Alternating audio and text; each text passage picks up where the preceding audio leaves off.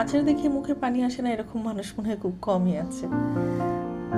আমি আজকে যে আচারটা শেয়ার করতে যাচ্ছি আপনাদের সাথে, মানে আচারের রেসিপিটা, আমার দৃঢ় বিশ্বাস যে এটা দেখার মাঝপথে আপনাদের মুখের ভিতরে পানি আসবে এবং আপনারা অবশ্যই চাইবেন যে এটা নিজেরাও একটু করে খাই। আর এই আচারটা কিন্তু ছোটদেরও খাওয়ানো যাবে এবং এটা ছোটদের জন্য খুবই উপকারী। আমলকি তো অনেক উপকার একটা ফল, সেটা আমরা সবাই জানি। যাই হোক, এখন আমলকির সিজন না, এই জন্য আমি খুব ভালো একদম পরিষ্কার টসটসের রকমের আমলকি জোগাড় করতে পারিনি। তো যেগুলো জোগাড় করতে পেরেছি সেগুলো থেকেই একটু বেছে টেছে সুন্দর যেগুলো, মানে মোটামুটি মানের সুন্দর যেগুলো, সেগুলো আলাদা করে নিয়েছি, সুন্দর করে পরিষ্কার পানি দিয়ে ধুয়ে নিয়েছি। এটা দিয়ে আজকে আচারগুলো আমি বানাবো। তো এটার জন্য আমি প্রথমে আমলকিগুলোকে সিদ্ধ করে নিব। আর এই আমলকি কিন্তু আমি ডিরেক্টলি পানির ভেতরে দিয়ে সিদ্ধ করব না, পানির ভাপে সিদ্ধ করব। এই জন্য প্রথমে একটা পাত্রে পানি দিয়েছি চুলায়, তারপরে চুলার উপরে মানে ওই পাত্রের উপরে ছাঁকনি দিয়েছি এবং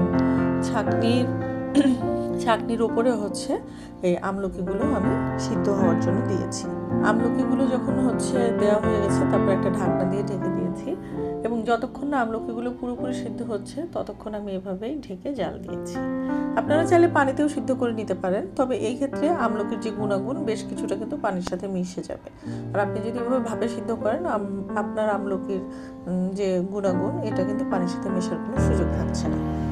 যাই হোক, আমলকিগুলো সিদ্ধ হয়ে গেলে আমরা চুলা থেকে নামিয়ে নেব। আর আমলকি যে পুরোপুরি সিদ্ধ হয়ে গেছে সেটা আপনারা বুঝবেন কিভাবে? দেখবেন মাঝে মাঝে 2-4টা আমলকি কিন্তু ফেটে গেছে, মানে রং তো পুরোটা চেঞ্জ হবেই, তবে দু একটা আমলকি কিন্তু ফেটেও যাবে। তো তখন আপনারা চুলার জালটা বন্ধ করে দিয়ে আমলকিগুলো নামিয়ে নেবেন। আমলকিগুলো নামানোর পরে এখান থেকে মাছের যে বিচিটা সেটা বের করে ফেলে দিতে হবে। এবং এটা কিন্তু খুবই সহজ একটা কাজ, কারণ আমলকি যখন সিদ্ধ অবস্থায় থাকে তখন বেশ খানিকটা নরম থাকে। এই জন্য এখান থেকে আপনারা ইজিলি বিচিটা বের করে ফেলে দিবেন। আমি এই যে বিচিগুলো বের করে আমলকিগুলো আলাদা করে নিয়েছি। তো আজকে আচার বানানোর জন্য এখন আমি এই পর্যায়ে একটা মশলা বানিয়ে নেব।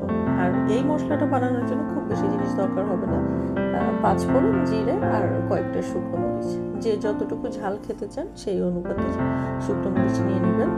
তো প্রথমে চুলাতে আমি একটা কড়াই শুকনো মরিচগুলো ভেজে নিব। শুকনো মরিচগুলো ভাজা ভাজা হয়ে গেলে এরপরে এখানে আমি জিরা এবং 5 ফোড়ন দিয়ে ভেজে নেব। আর এটা সম্পূর্ণটা ভাজা হয়ে যাওয়ার পরে আপনারা চাইলে ব্লেন্ডারে ব্লেন্ড করে নিতে পারেন, আবার কেউ চাইলে পাটাতেও এগুলো পিষে নিতে পারেন।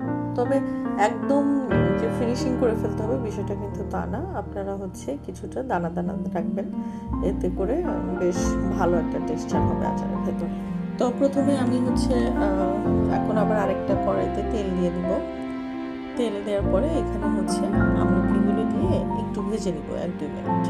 আচ্ছা, তেলের ভিতরে প্রথমে তেজপাতা দিয়ে নিব। দুটো তেজপাতা ছেড়ে দেওয়ার পরে এরপরে আমলকিগুলো দিয়ে দেবো একটু একটু করে পুরোটা। আমলকিগুলো একটু ভেজে নিয়ে 2-3 মিনিট ভেজে নেওয়ার পরে এর ভিতরে আমি গুড়, মানে পাটালি গুড় টুকরো টুকরো করে রেখেছিলাম, সেগুলো দিয়ে দিব। আজকে আমি অবশ্যই এখানে চিনিও দিব, পুরোটা পাটালি গুড় না।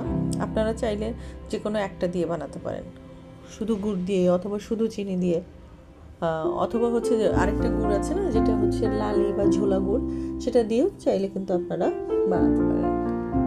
তো আমি এর ভিতরে 2টা জিনিসই দিয়ে দিব, মানে পাটালি গুড় এবং চিনিটা গলে যে পানি উঠবে, সেই পানিতে এই পাটালি গুড়ের যে 2-4টে টুকরো রয়ে গেছে আস্ত, সেটা কিন্তু ধীরে ধীরে গলে যাবে। এই আচারটা যখন আপনারা খাবেন, আপনাদের অনেকেরই মনে হতে পারে যে এটা বুঝি আমলকিটা রোদে কিছুটা শুকিয়ে নিয়ে তারপরে বানানো হয়েছে, মানে টেক্সচার এমনভাবে তৈরি হবে, কিন্তু আসলে কিন্তু তা না। আমি যে ওই যে তেলের ভেতরে 2-4 মিনিট ভেজে নিয়েছি, প্লাস যে গুড় এবং চিনির রসের ভিতরে দীর্ঘক্ষণ ধরে যে এটা নাড়তে থাকছি, এই কারণে আসলে আমলকির যে স্কিনটা সেটা একটু অন্য ধরনের টেক্সচার ধারণ করে।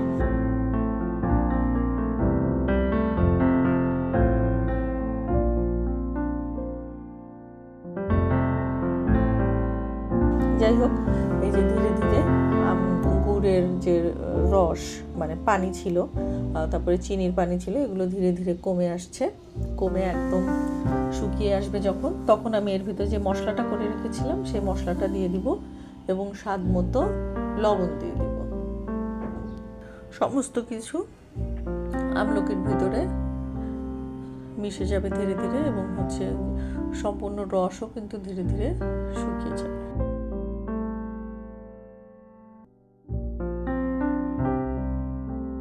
এরপরে আমি একটা বাটিতে তুলে আপনাদেরকে দেখাচ্ছি যে আচারটা আসলে দেখতে কেমন হয়েছে। আর দেখে নিশ্চয়ই আপনাদের মানে বুঝতে অসুবিধা হচ্ছে না যে এটা কতটা টেস্টি হয়েছে। ধন্যবাদ সবাইকে, ভালো থাকেন, আসসালামু আলাইকুম।